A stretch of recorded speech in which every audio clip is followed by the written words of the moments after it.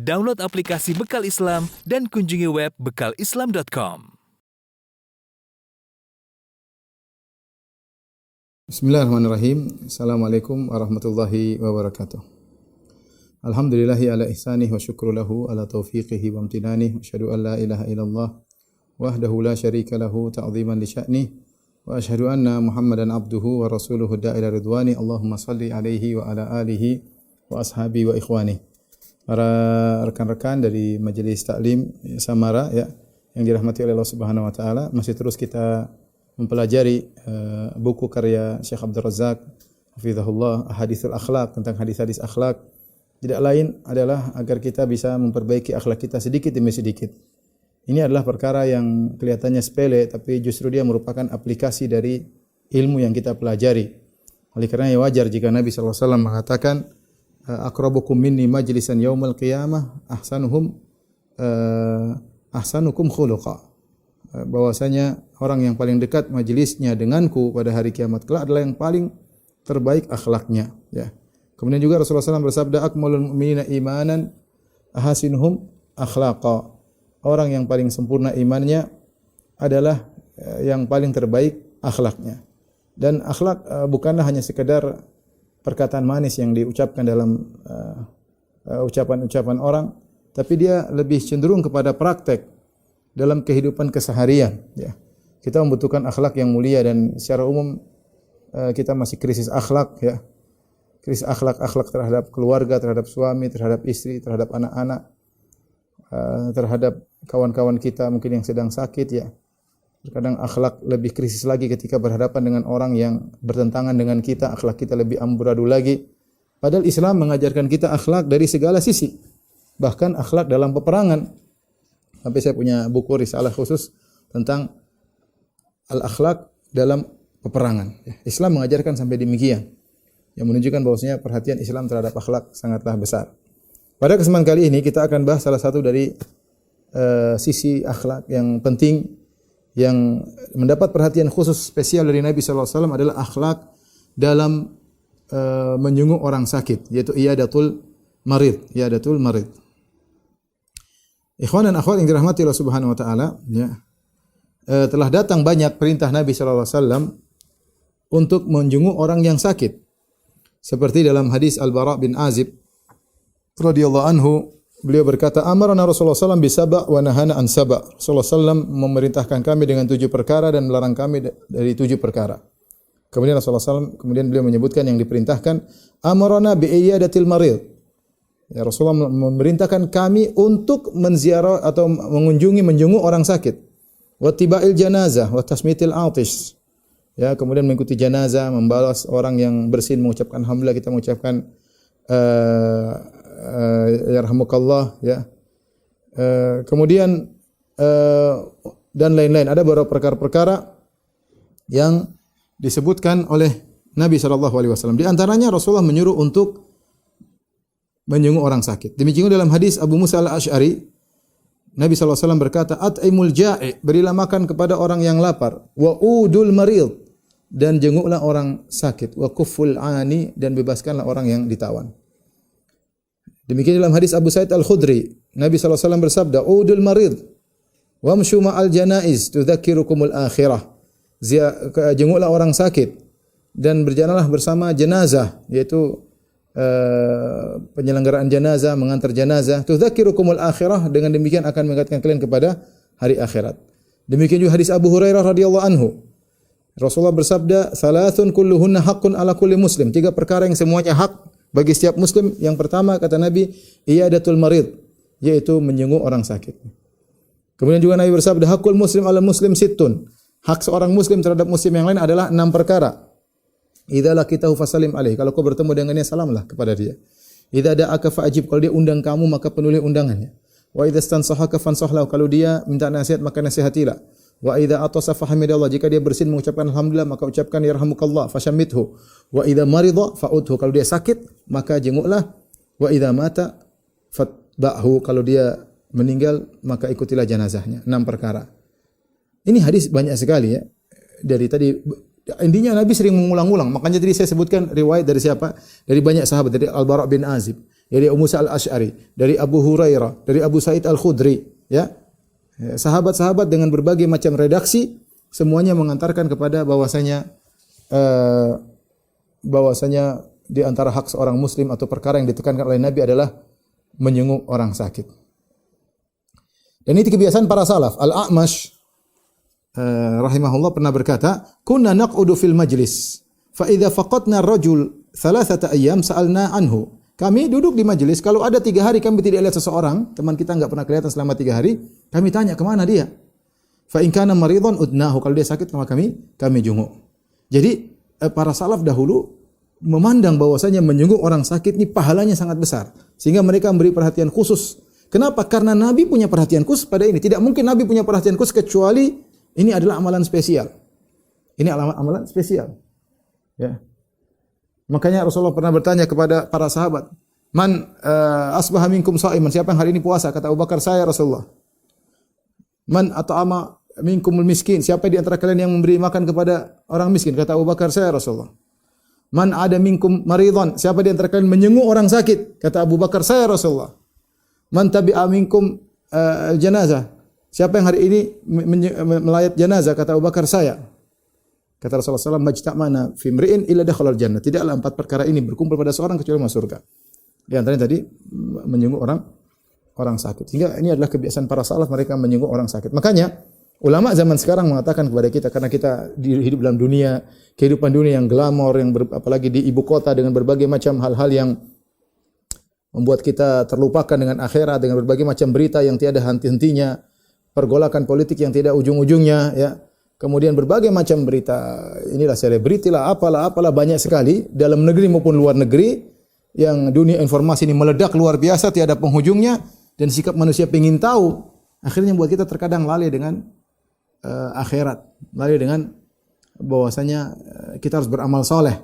Maka sebenarnya mengatakan sisihkanlah waktu, beberapa waktu sekali pergi ke rumah sakit, sebulan sekali bisa pergi ke rumah sakit, bagus.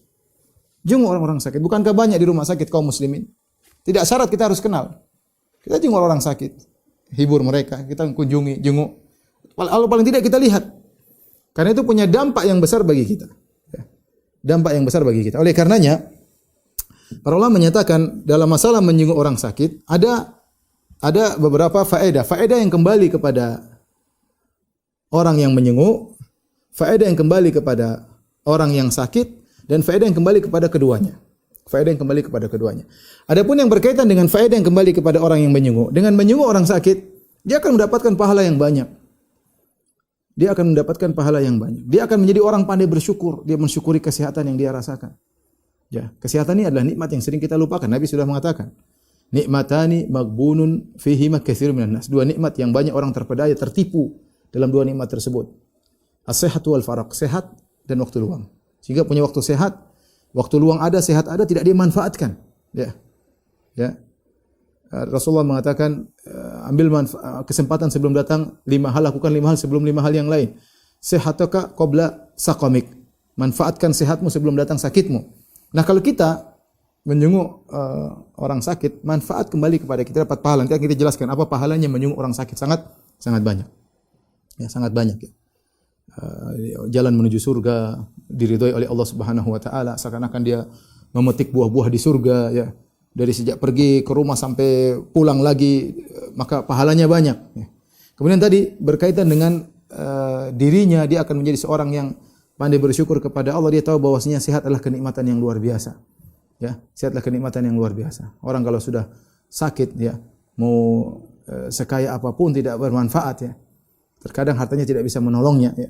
Hartanya terkadang tidak bisa menolongnya. Dengan demikian, manfaat tersebut kembali kepada dirinya, dia mendapat pahala, dan akhirnya dia pandai bersyukur kepada Allah. Dia melihat ke bawah, melihat orang lebih susah. Kata Nabi SAW, "Undhuru ila man asfala minkum." Lihatlah orang di bawahmu, fa innahu ajdaru alla tazdaru nikmatallahi alaikum. Dengan demikian kalian tidak akan meremehkan nikmat Allah yang Allah berikan kepada kalian. Ini manfaat kembali kepada orang penjenguk. Kemudian manfaat yang kembali kepada orang yang sakit, ini disebutkan oleh Ibnu Taimiyah rahimahullahu taala secara umum tentang musibah. Beliau berkata, "Musibatun tuqbilu biha 'ala Allah khairun laka min ni'matin tunsika dzikrallah." Musibah yang menimpamu, sakit dan yang lain, yang buat engkau kembali kepada Allah, Lebih baik daripada kenikmatan yang buat kau lupa untuk berzikir kepada Allah. Saya ulangi, Ibnu Taimiyah mengatakan musibah yang menimpamu yang buat engkau kembali kepada Allah lebih baik daripada nikmat yang kau rasakan membuat engkau lupa untuk mengingat Allah Subhanahu wa taala. Ya, kita banyak kenikmatan, banyak kesibukan, lupa untuk berzikir kepada Allah Subhanahu wa taala. Lupa untuk baca Al-Qur'an, lupa untuk menelaah tafsir-tafsir ayat-ayat, ya. Banyak hal buat kita lupa kepada Allah Subhanahu wa taala. Ibnu Qayyim rahimahullah berkata dengan perkataan yang indah, beliau berkata, "Laula mihanud dunya wa masaibuha la asaba al-'abda min adwa'il kibr wal 'ujub wal far'anah wa qaswatil qalbi ma huwa sababu halakihi ajilan wa ajilan." Kalau bukan ujian-ujian kehidupan yang menimpa seorang hamba, di antaranya sakit dan yang lainnya, maka sang hamba kalau tidak dikasih ujian-ujian, tidak dikasih sakit dan yang lainnya, maka dia akan ditimpa dengan penyakit-penyakit yang berbahaya. Penyakit sombong, penyakit ujub, penyakit kezaliman, penyakitnya Fir'aun, ya. Penyakit hati yang keras, dan penyakit-penyakit tersebut merupakan sebab kebinasaannya cepat atau lambat. Fa min rahmati arhamir rahimin. Di antara rahmat Allah yang Maha Penyayang, an yatafaqqadahu fil ahyani bi anwa'in min adwiyatil masaib takunu himyatan lahu min hadhil adwa. Maka di antara rahmat Allah Subhanahu wa taala, Allah memberikan dia dalam sesekali waktu Allah kasih dia penyakit-penyakit, kasih dia obat-obat berupa musibah. Obat tapi dalam bentuk musibah. Ya. Sehingga obat-obat yang berupa musibah tersebut mengenainya membuat dia punya himyah, yaitu punya imun, kekebalan tubuh, membuat dia bisa terhindar dari banyak penyakit. Ya. Jadi kita anggap musibah-musibah yang menimpa kita, sakit dan yang lainnya adalah sebenarnya membentuk imun tubuh kita. Maksudnya, paham ya? Maksudnya membentuk kekuatan jiwa kita sehingga kita tidak terkena penyakit ujub, penyakit kiber, sombong, cinta dunia. Ya, kalau orang sudah sakit mau diapain dia? Mau sombong apa yang mau disombongkan? Mau badannya kekar kayak apa, udah tergeletak di tempat tidur, mau apa? Mau sombong apa? Mau sombong ototnya sementara dia sedang tergeletak di atas tempat tidur. Mau sombong kekayaannya, dia enggak tahu dia mati atau hidup setelah ini. Apa yang mau dia sombongkan? Mau sombongkan jabatannya, lihat banyak pejabat yang meninggal, ya. Lagi di puncak-puncak jabatannya meninggal terus.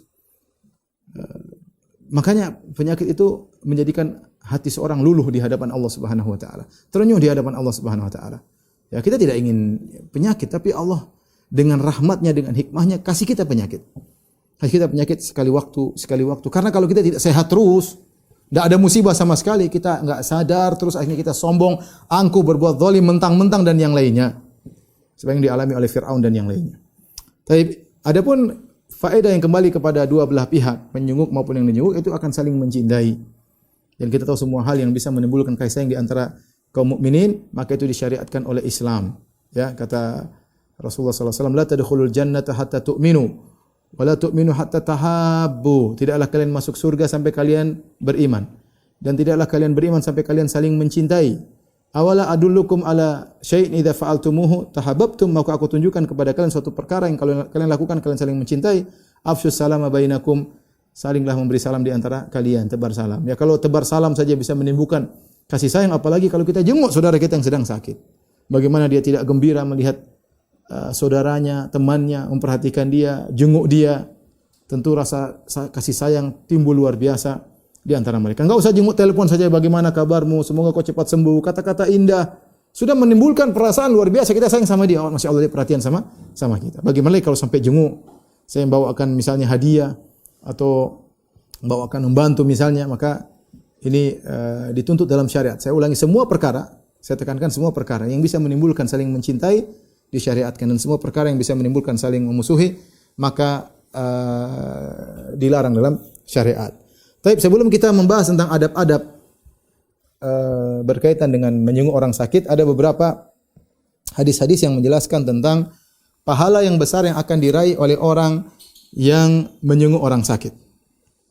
Di antaranya dalam hadis Thauban, Maula Rasulullah sallallahu alaihi wasallam, Thauban berkata, qala Rasulullah sallallahu alaihi wasallam, Rasulullah sallallahu bersabda, "Man 'ada maridan lam yazal fi khurfatil jannati hatta yarji'." Hadis riwayat Muslim. Barang siapa yang menyunguk orang sakit, dia senantiasa berada dalam memetik buah-buah di surga sampai dia kembali. Dan ini faedah yang sangat mulia ya. Seorang yang menyenguk orang sakit, maka dia senantiasa sedang memetik buah-buah di surga ya. Fi khurfatil jannah, maksudnya memetik buah-buah surga. Artinya luar biasa, ini sebab untuk masuk surga. Sampai Nabi mengatakan, kamu kalau sedang menyenguk orang sakit seakan-akan sedang memetik buah surga. Ini di antara sebab utama bisa buat kamu masuk surga. Kelihatannya sepele tapi pahalanya besar. Terus sampai kau pulang, luar biasa. Ya. Dalam hadis Ali bin Abi Thalib radhiyallahu anhu, beliau berkata, "Sami'tu Rasulullah sallallahu alaihi wasallam yaqul," aku mendengar Rasulullah sallallahu bersabda, "Man ata akhahul muslim aidan." Ya, barang siapa yang mendatangi saudaranya muslim dalam kondisi menyenguknya, masya fi khurafatil jannati hatta yajlis. Maka dia berjalan ya, terus akan memetik buah-buah yang di surga sampai dia duduk. Fa idza jalasa ghamaratur rahmah, kalau dia duduk di samping saudaranya yang sakit, maka diliputi dengan rahmat Allah Subhanahu wa taala. Fa in kana qudwatan, kalau dia pergi di pagi hari, shalla alaihi sab'una alfa malakin, maka 70.000 malaikat mendoakannya hatta yumsi, sampai sore hari. Wa in kana masaan, kalau dia menyenguk saudaranya di sore hari, shalla alaihi sab'una alfa malakin hatta yusbih, maka 70.000 malaikat mendoakannya sampai pagi hari. Hadis ini hadis riwayat Ibnu Majah dan disahihkan oleh Syekh Albani rahimahullahu taala. Ini dalil bahwasanya, perhatikan ibu-ibu Majelis Taklim Samarang dirahmati Allah Subhanahu wa taala, sejak kita keluar dari rumah, argo sudah jalan. Perhatikan nih. Misalnya kita mau jenguk orang sakit di Priuk misalnya, entah rumah sakit apa di sana saya enggak tahu. Misalnya saya dari Jakarta Timur, kemudian naik mobil menuju ada teman sakit di Priuk misalnya. Maka saya naik mobil, sudah argo udah jalan, argo pahala. Sejak saya jalan sudah dapat pahala. Kejebak macet, pahala jalan terus, macet 1 jam. Jalan terus argo pahala. Sampai saya ke sana terus, saya seakan-akan terus memetik buah-buah di surga. Sampai saya tiba di sana, begitu saya duduk di samping kawan saya yang sedang sakit tersebut, maka rahmat Allah meliputi saya. Ini misalnya. Sampai saya pulang, terus saya seakan-akan memetik buah-buahan di surga sampai saya kembali. Luar biasa. Kalau jenguk orang sakit di kampung paling jalan 5 menit sampai kemudian pergi. Tapi kalau jenguk orang sakit di Jakarta, berapa lama waktu yang harus kita keluarkan? Banyak, apalagi macet ya. Sampai di sana mungkin nunggu dulu, belum waktunya jenguk, nunggu dulu, belum waktunya besuk. Kemudian ketemu dan seterusnya. Jadi tidak lain ketika Rasulullah memasang pahala yang besar, ini menunjukkan ini ibadah yang mulia. Dalam hadis yang lain ada dari Abu Hurairah radhiyallahu anhu, Rasulullah SAW bersabda, "Man ada maridhan, nada munadin minas sama." Barang siapa yang menyenguk orang sakit, maka ada yang menyeru dari langit, yaitu malaikat. Tibta wa taba mamsyak, engkau adalah orang yang baik. Tibta itu engkau orang yang baik.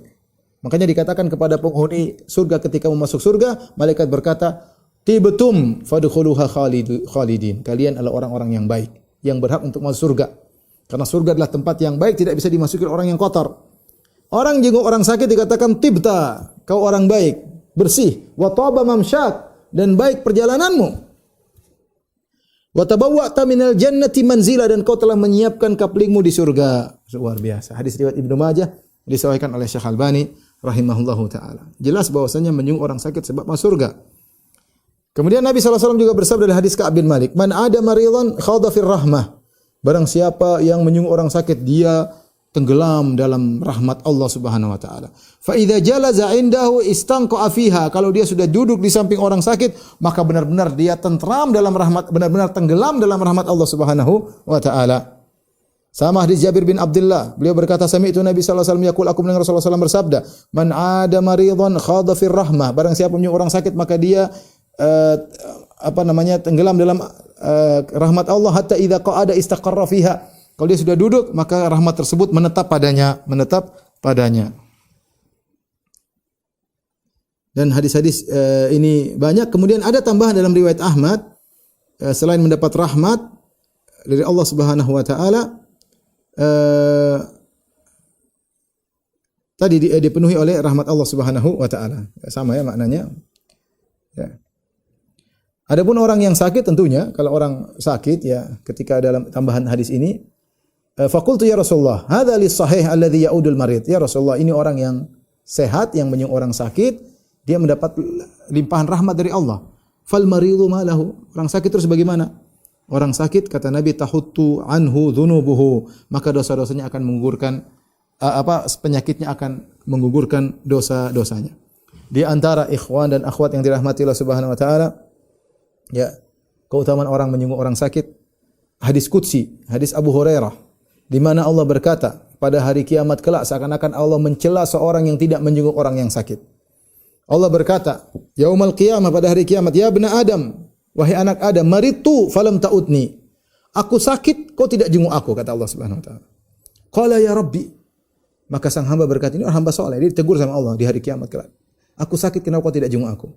Maka hamba soleh ini berkata, ya Rabbi, kaifa a'uduka wa anta rabbul alamin. Bagaimana aku jenguk engkau ya Allah? Engkau Tuhan, masa sakit? Enggak mungkin Tuhan sakit. Gimana aku menjenguk engkau? Membesukmu sementara kau Tuhan. Qala, maka ternyata Allah maksudnya lain. Kata Allah, ama alimta anna abdi fulanan. Bukankah kau tahu hambaku si fulan? Marid, sakit. Falam ta'udhu, kenapa kau tidak jenguk dia? Ama alimta annaka law uttahu lawajadtani indahu. Tidak kau tahu kalau kau jenguk dia, kau dapati aku di sisinya. Subhanallah. Ini faedah luar biasa dijelaskan oleh Ibnu Qayyim dan yang lainnya, ya. Allah sampai mengatakan lawajadtani indahu, kalau kau jenguk dia kau dapati aku di sisinya. Ya, kenapa? Bahwasanya hamba yang saleh, kemudian dia sakit, benar-benar hatinya luluh, ternyuh, hilang daripada dirinya kesombongan, keangkuhan, maka Allah bersama dia dengan ma'iyah khassa, dengan kebersamaan yang khusus. Dan orang yang menjenguknya akan mendapatkan keberkahan tersebut. Keberkahan kebersamaan Allah Subhanahu wa taala. Sampai-sampai Allah mengatakan kalau kau jenguk dia kau akan dapati aku di sisinya. Artinya Allah benar-benar akan bersama dengan dia, bersama orang yang sabar, bersama orang sakit tersebut, dan kalau kau jenguk dia kau akan dapat keberkahan itu juga. Ya, maka kalau kita ingin dapat ma'iyah khassa itu apa? Ada dalam pembahasan asma sifat yang namanya ma'iyah ammah, ada ma'iyah khassa. Ma'iyah ammah itu sifat Allah bersama seluruh makhluknya, yaitu Allah bersama makhluknya dengan ilmunya, dengan penglihatannya, dengan pendengarannya. Tapi ada namanya ma'iyah khassah, kebersamaan khusus seperti innallaha ma'as sabirin, Allah bersama orang yang sabar. Innallaha ma'al ladzina taqwa, Allah bersama orang yang bertakwa, ya. Wallahu ma'as sabirin. Ya, seperti itu. Maksudnya Allah menolongnya. Allah menolongnya, Allah bersamanya, Allah akan menolongnya. Nah, kalau Anda ingin mendapat kebersamaan khusus dari Allah spesial, maka jenguklah orang sakit. Taib, ini di antara hal-hal yang merupakan keutamaan menjenguk orang sakit. Sekarang kita bicara tentang apa adab-adab kalau kita menjenguk orang sakit. Adab-adabnya banyak yang harus kita perhatikan. Pertama, ikhwan dan akhwat yang dirahmati Allah Subhanahu wa taala, ya, adalah memilih waktu yang pas ketika kita menziarahi orang sakit, ya. Waktu yang pas artinya jangan begitu kita dengar dia masuk rumah sakit langsung kita jenguk, mungkin dia lagi operasi, mungkin baru selesai operasi, tidak pas, mungkin butuh istirahat. Kita cari waktu yang pas yang di mana kita bisa jenguk dia dan dia siap menerima kita sebagai tamu, ya. Tapi ini kalau kita bisa, ya. Kalau ternyata qadarullah kita enggak punya waktu, kita hanya bisa jenguk dia di waktu yang dia sedang istirahat, maka kita jenguk ke rumah sakit, misalnya kita bilang, bagaimana si fulan? Oh, mohon maaf dia lagi istirahat. Ya sudah, kita tidak perlu untuk jenguk. Tidak perlu kita bangunkan. Yang bilang, bangunkan saya fulan, kasih tahu bangun. Jangan, dia lagi sakit. Dia lagi istirahat dia susah, jangan kita bangunkan dia. Tapi kita bilang aja sama keluarganya, tolong beri salam buat dia. Bilang fulan tadi datang menjengukmu. Ini ada sedikit oleh-oleh, sampaikan ke dia. Atau sesuatu kita sampaikan ke dia dari fulan, ya. Tidak apa-apa, meskipun tidak bisa bicara dengan dia, mungkin dia baru siuman kalau sore atau baru malam, tapi tidak apa-apa, sampai kepada dia. Keluarganya akan sampaikan bahwa si fulan tadi datang menjengukmu dan dia tunggu kau, tapi kau tidak bisa bangun, maka dia pulang. Itu sudah cukup membuat dia akan hilang suudzon dari kita. Dia bilang, masa teman kau tidak jenguk saya, ya. Masa tidak perhatian sama saya, ya. Akan timbul kasih sayang antara kita dengan dia, ya. Jadi kalau bisa pilih waktu yang pas kita bisa bertemu dengan dia. Kalau kita enggak punya waktu, ternyata kita harus jenguk dia di waktu yang dia istirahat. Sampaikan kepada keluarganya, kirim salam kepada fulan. Sampaikan saya tadi datang, saya harus bersafar, jadi saya cuma bisa datang waktu ini. Sampaikan salam, sedikit titipan buat dia. Ini di antara adab dalam menjenguk orang sakit, ya. Kemudian di antara adab menjenguk orang sakit, ya, adalah kita bertanya tentang kondisinya, dan datang dalam beberapa hadis, ya. Kita bertanya tentang kondisinya. Seperti ketika Sa'ad bin Mu'adz sakit dalam perang Khandaq, terkena panah, maka kemudian dia dirawat oleh seorang wanita bernama Rufaidah, ya, dan dia merawat orang-orang yang terluka, bukan cuma Sa'ad bin Mu'adz tapi yang lain juga. Dan Nabi SAW kalau lewat Sa'ad menjenguknya, Nabi bertanya, "Kaifa amsait?" Bagaimana kondisimu di sore hari ini? Kalau Nabi lewat dia tatkala pagi hari, Nabi bertanya, "Kaifa asbahta?" Bagaimana kondisimu di pagi hari ini? Di hari ini, ya. Ditanya. Demikian juga Nabi bertanya, "Kaifa tajiduka?" Bagaimana kau dapati dirimu? Dalam hadis yang lain. Rasulullah bertanya, bagaimana kau mendapati kondisimu? Dan itu di antara sunnah kita tanya, bagaimana kondisimu? Ya. Tapi jangan juga tanya terlalu berat, ya. Kalau kelihatan dia berat untuk menjelaskan, maka tidak usah kita tanya terlalu banyak. Ya. Dia tanya, gimana operasi kemarin? Bagaimana? Enggak perlu lah dia. Kalau dia mau cerita, dia akan cerita. Kalau dia berat untuk cerita, enggak usah tanya-tanya. Ya. Tanya bagaimana kondisimu. Kalau dia mengeluh, maka kita nasihati. Terus kita kasih semangat, ya. Kita kasih semangat agar dia tetap bersabar dalam sakitnya tersebut, ya. Kemudian di antaranya, ya, kalau ternyata yang kita jenguk adalah orang kafir dan itu diperbolehkan, kita bisa mendakwahi, ya. Atau kalau ada masalah kita boleh menjenguk orang sakit meskipun kafir. Seperti Nabi menjenguk pembantunya Yahudi, kemudian Nabi dakwahi, akhirnya dia masuk Islam. Atau Nabi menjenguk pamannya Abu Thalib ketika sakit mau meninggal, Rasulullah dakwahi, dia tidak masuk Islam. Tapi Nabi jenguk, tidak ada masalah. Jadi ini masalah duniawi, orang Islam yang lebih utama kita jenguk. Tapi kalau ada orang non Muslim yang kita harapkan bisa ada kemaslahatan kita menjenguknya, maka silakan kita jenguk, ya. Kemudian di antara adab dalam menjenguk orang sakit, yaitu kita ingatkan, ya, tentang keutamaan, ya. Kita kasih isyarat tentang keutamaan orang yang sakit. Bahwasanya orang yang sakit dapat pahala, diampuni dosa-dosanya. Seperti kita mengatakan, seperti Nabi SAW mengatakan, tahur insyaallah. Tahur itu artinya apa? Semoga kau bersih dari dosa-dosa. Kenapa? Karena sakitmu, ya. Sakit itu menghapuskan dosa-dosa. Nabi pernah berkata kepada seorang wanita yang dia mencela demam. Kata Nabi, la tasubbi al-humma. Jangan kau cela demam. Fa innaha tudhibu khataaya bani Adam kama yudhibul kir khabathal hadid. Karena demam itu bisa menggugurkan dosa-dosa anak Adam sebagaimana alat pandai besi menghapuskan dosa-dosa. Kalau demam saja ternyata bisa menggugurkan dosa-dosa, bagaimana lagi penyakit-penyakit yang lebih hebat daripada itu? Penyakit corona, penyakit kanker, penyakit-penyakit yang berat. Itu dosa-dosa begitu langsung cepat gugur dengan syarat bersabar. Makanya ketika kita menyinggung orang sakit, kita terkadang mengucapkan kata-kata yang menghibur dia. Kita bilang tahur insyaallah, insyaallah apa diangkat derajat misalnya, insyaallah dengan kesabaranmu, insyaallah dengan kesabaranmu Allah akan mengangkat derajatmu, menggugurkan dosa-dosamu. Dengan kata-kata yang membuat dia semangat dalam menghadapi ujian penyakit yang dia rasakan, yang dia rasakan. Kemudian kalau bisa kita mendoakan, ya, maka lebih baik, ya, kita mendoakan. Kita bisa baca doa-doa yang diajarkan oleh Nabi sallallahu alaihi wasallam. Misalnya Allahumma anta syafi la shifaa illa shifaa'uk adhibil ba'sa rabban nas anta syafi la shifaa illa shifaa'uk shifaa'un la yughadiru saqama.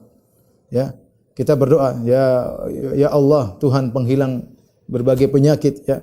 Engkau Maha Penyembuh, tidak ada kesembuhan kecuali dari Engkau. Sembuhkanlah saudaraku ini dengan kesembuhan yang menghilangkan seluruh penyakit. Berdoa di hadapan dia agar dia tahu bahwasanya kita perhatian terhadap dia.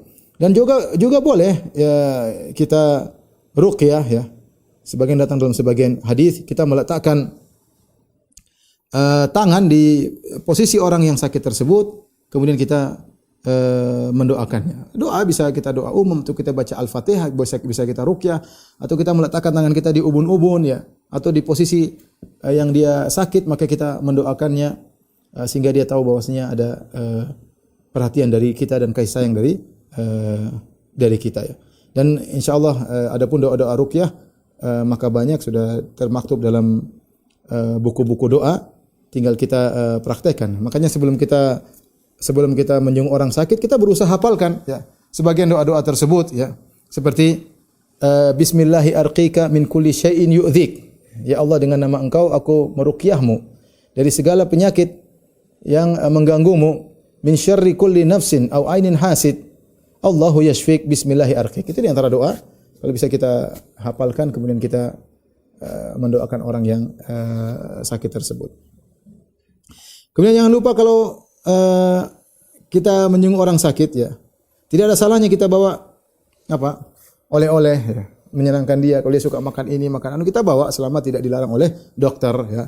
Kita bawakan untuk menunjukkan perhatian kita kepada dia. Kalau ternyata kita tidak mampu, tidak ada masalah, kita kirim lewat orang makanan atau sesuatu yang dia sukai sehingga kita menyenangkan hatinya ya. Kita menyenangkan hatinya. Kemudian kalau kita sudah tiba di ruangan dia, kita ngobrol, kita lihat. Kalau kelihatannya dia sulit untuk berbicara, maka enggak usah lama-lama. Yang penting kita sudah datang, pahala sudah jelas, kita sudah menyenangkan hatinya, kita pulang. Jangan dia sudah setengah mati ngomong, kita ketawa-ketawa situ ribut-ribut, akhirnya tidak bisa istirahat, penyakitnya tambah parah. Bukan dapat pahala, mendapat dosa, memberi mudarat kepada orang yang sakit. Tapi kalau kita ngobrol kemudian kelihatannya dia tidak ingin kita pulang, ya sudah kita tenang aja. Ya, kita minta izin saya pulang. Jangan dulu, kamu di sini dulu lah. Ya sudah ngobrol. Ingat, argo pahala jalan terus, jangan khawatir. Argo pahala jalan terus. Ini saatnya kita beramal soleh. Saatnya kita beramal soleh. Mungkin kita nggak ngebaca Quran, kita lagi nggak baca buku, ya kita ngobrol sama dia 1 jam, 2 jam. Kalau dia senang, jalan terus saja, nggak ada masalah. Kita sedang diliputi oleh rahmat Allah, kita sedang memetik buah-buah di surga. Ya. Bahkan sebagian kawan ketika sakit kita harus tidur bersama dia, menemani dia. Masya Allah, pahalanya besar. Jangan kira ini pahala sepele, pahalanya besar. Melayat jenazah saja pahalanya besar, dia sudah meninggal. Ya, dia tidak merasakan apa-apa mungkin, artinya tidak ada timbal balik, tapi ini masih sakit, kita ngobrol, senang. Ya, pahalanya besar. Jadi kalau ternyata kita berlama-lama memberi kemudaratan kepada dia, maka jangan lama-lama, maka kita segera pergi. Ya, tapi kalau ternyata dia senang kita ngobrol dengan kita, maka diam, jangan segera pergi. Kemudian ingat pula dalam masalah ziarah atau menjenguk orang sakit, idatul marid. Banyak orang ketika di awal sakit, orang pada berdatang-datangan, rame-rame. Hari pertama sakit, hari kedua, hari ketiga orang rame. Setelah sepekan, 2 pekan sudah enggak ada yang jenguk dia lagi. Ini waktu-waktu ini antum pilih ya. Tatkala orang-orang sudah mulai bosan menjenguknya karena penyakit dia berkepanjangan. Ternyata di rumah sakit sebulan, 2 bulan, orang-orang mulai bosan menjenguknya. Antum jangan bosan. Ya. Di saat orang-orang mulai meninggalkan dia, antum jangan tinggalkan dia. Ya tentunya kalau antum punya waktu tentunya. Saya maksudnya bukan artinya sebisa mungkin di saat orang-orang sudah lupakan dia, antum jangan lupakan dia. Datang, jenguk dia, mungkin dia ada orang terbaring di rumah sakit berbulan-bulan, ada bertahun-tahun. Ada orang terbaring di rumah sakit 2 tahun, bayangkan. Bagaimana kebosanan yang dia rasakan. Monoton di hadapan dia. Yang dilihat itu aja, dokternya itu aja, susternya itu aja. Ya, enggak tahu apa yang mau dia lakukan. Baca Quran rasanya enggak enak, mau berzikir rasanya tidak enak, ya. Dia butuh orang ngobrol. Maka saat orang-orang meninggalkan karena terlalu lama dia sakit, kita datang bawa oleh-oleh kayak bawa bantuan kayak. Jangan lupa perhatikan keluarganya yang ditinggal. Betapa banyak orang sakit kemudian keluarganya tidak ada yang perhatikan. Kita sebagai kawan jangan lupa, kalau kita enggak punya uang, ikhwan, akhwat, ibu-ibu, kalau kita enggak punya uang, kita kumpulkan orang. Ini silakan siapa jadi panitia kumpulkan uang, enggak usah di antara kita, enggak usah kita sebarkan, mungkin enggak enak sama dia. Kita aja, kita aja, ya. Semampunya kumpulkan kita bawa ya. Ini dari kalau dia tidak enak ya punya kita kasih aja, enggak harus bilang dari mana ya. Kalau memang ya, agar dia tidak tersinggung. Intinya jangan lupa untuk menjenguknya ya. Kemudian jangan lupa memberi harapan. Jangan buat dia down ya. Insyaallah lah banyak orang sembuh kok misalnya. Jangan insyaallah sehat. Karena kita sudah tahu, dokter sudah berkata kalau seorang punya harapan, imun dia naik. Ya, banyak dokter mengatakan kalau sudah kena corona, stres ya biasanya imunnya jatuh dan membuat orang mudah lewat ya. Tapi kalau dia kemudian punya kegiatan, dia punya kepercayaan diri dan yang lainnya, bersandar kepada Allah Subhanahu wa taala, maka imunnya akan naik. Maka ketika kita bertemu dengan seseorang yang sedang sakit, maka kita kasih harapan-harapan. Meskipun harapan tersebut tidak akan merubah takdir, tetapi dianjurkan kita memberi harapan-harapan agar dia semangat ya dalam menghadapi ujian penyakit yang dihadapinya.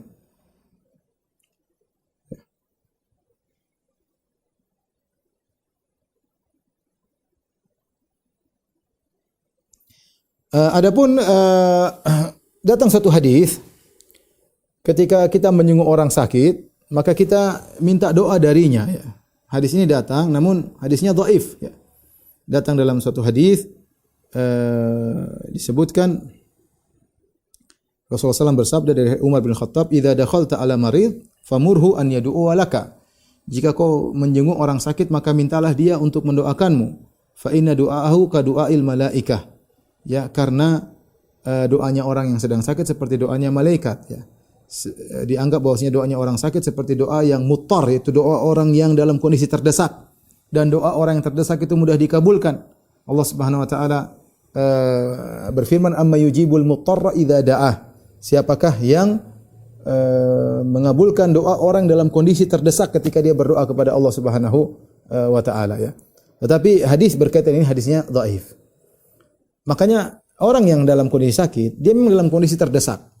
Tentunya dia terdesak untuk dirinya, maka dia berdoa untuk dirinya. Ya, berdoa untuk dirinya karena dia dalam kondisi menyerahkan segala urusan kepada Allah. Orang seperti ini mudah dikabulkan doanya oleh Allah Subhanahu wa taala. Tapi kita tidak perlu minta doa sama dia. Dia sendiri setengah mati mendoakan dirinya, kemudian kita merepotkan dia, tolong doain saya. Jangan. Kita yang doain dia. Kita yang doain dia dan dia doa untuk dirinya sendiri. Kita tanamkan amal atau harapan kepada dia. Kita bilang, engkau sakit, orang yang sakit dalam kondisi muttar, dalam kondisi terdesak, dan Allah telah menjanjikan dalam Al-Qur'an, "Amma yujibul muttarra idza da'a." Siapa yang mengabulkan permintaan orang dalam kondisi terdesak ketika berdoa kepada Allah, doa orang seperti engkau mudah dikabulkan. Jangan bosan-bosan engkau untuk berdoa kepada Allah Subhanahu wa taala. Ya, jangan. Terus ingatkan kepada dia. Kemudian juga tidak ada masalahnya kita ingatkan, tapi bukan seperti mengajari. Gimana kita misalnya kita bicara, gimana sholatnya? Mudah tidak? Karena khawatir orang sakit lupa untuk sholat. Ada sebagian orang ketika sakit malah tidak sholat, ini bahaya. Padahal bisa jadi dia meninggal setelah sakit tersebut. Jangan sampai seorang bertemu dengan Allah dalam kondisi tidak sholat. Justru dalam kondisi genting seperti ini, seorang jangan lalai untuk apa? Untuk sholat. Maka mungkin kita tidak mengatakan kamu sholat enggak, jangan begitu. Mungkin rasanya tidak sopan. Tapi kita bisa bertanya, bagaimana sholatmu?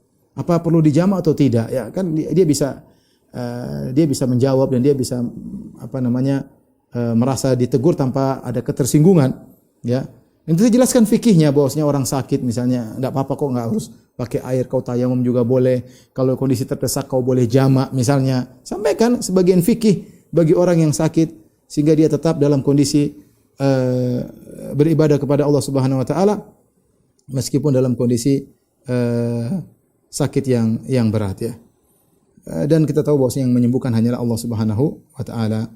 Inilah ikhwan dan akhwat yang dirahmati Allah Subhanahu wa taala, sebagian adab-adab ketika kita menyuruh orang sakit. Maka saya katakan ini sunnah, hendaknya kita hidupkan, ya. Hendaknya kita hidupkan. Ini sunnah yang mulai ditinggalkan oleh banyak orang. Kita tahu banyak orang sakit tapi yang jenguk adalah keluarganya, ya. Padahal masalah menjenguk orang sakit bukan hanya keluarga yang jenguk. Sesama kita sesama mukmin, sesama mukminah, apalagi kita kenal orang tersebut, maka hendaknya kita jenguk karena pahalanya luar biasa. Allah siapkan bagi orang yang menjenguk orang sakit. Wallahu alam bisawab. Demikian saja apa yang bisa saya sampaikan, kurang lebihnya saya mohon maaf. Kepada majelis taklim Samar yang dirahmati Allah Subhanahu wa taala, insyaallah kita lanjutkan pada pertemuan berikutnya dalam kajian bulanan kita tentang hadis-hadis akhlak. Semoga pertemuan kita diberkahi oleh Allah Subhanahu wa taala. Wabillahi taufiq wal hidayah. Assalamualaikum warahmatullahi wabarakatuh.